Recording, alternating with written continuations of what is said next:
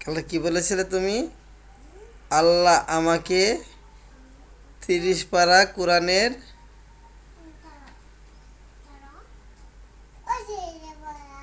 হ্যাঁ হ্যাঁ, ওখানে পড়েছিলে, কি বলেছিলে বলো তো? আল্লাহ আমাকে, বলো।